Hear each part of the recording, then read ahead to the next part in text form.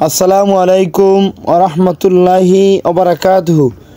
সম্মানিত অডিয়েন্স ও ভিউয়ার্সগণ, আপনাদের প্রিয় ফেসবুক পেজ ও ইউটিউব চ্যানেল বেসিক টিউটোরিয়াল ধারাবাহিক ভিডিও হিসেবে আজকে ভিডিও থাকবে ইমানের শাখা 54 লজ্জাশীলতা সম্পর্কে। ইমানের শাখা 54 লজ্জাশীলতা।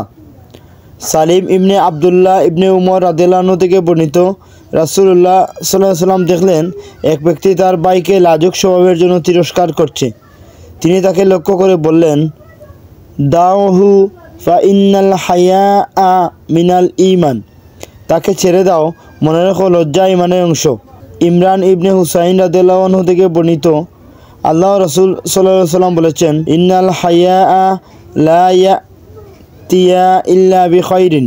লজ্জাশীলতা শুধু কল্যাণ ছাড়া আর কিছু নিয়ে আসে না। হযরত আবু সাঈদ খুদরি রাদিয়াল্লাহু আনহু বলেছেন, কানান নবী সাল্লাল্লাহু আলাইহি সাল্লাম আশাদ্দা হায়াআন মিনাল আযরাই ফি খিজরিহা ওয়া কানা ইযা কারিহা শাইআন আরাফনাহু ফি ওয়াজহিহি। রাসূলুল্লাহ সাল্লাল্লাহু আলাইহি সাল্লাম কুমারী মেয়ের চেয়েও লাজুক ছিলেন। যখন তিনি কোনো কিছু অপছন্দ করতেন তখন আমরা তার চেহারা দেখেই বুঝতে পারতাম। সহিহ আল বুখারীতে হযরত ইবনে মাসউদ রাদিয়াল্লাহু আনহুতে বর্ণিত হাদিসে বলা হয়েছে, নবী করিম সাল্লাল্লাহু আলাইহি ওয়াসাল্লাম বলেছেন, ইন্না মিম্মা আদরাকান নাসু আল কালামিন নুবুওয়াতিল উলা ইযা লাম তাসতাহু ফাসনা মা শি'তা।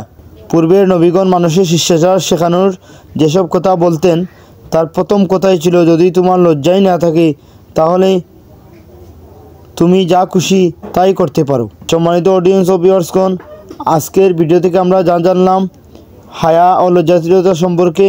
আল্লাহ রাব্বুল আলামিন আমাদেরকে তা মানার তৌফিক দান করুন, আমিন ইয়া রাব্বাল আলামিন। আসসালামু আলাইকুম ওয়া রাহমাতুল্লাহি ওয়া বারাকাতুহু।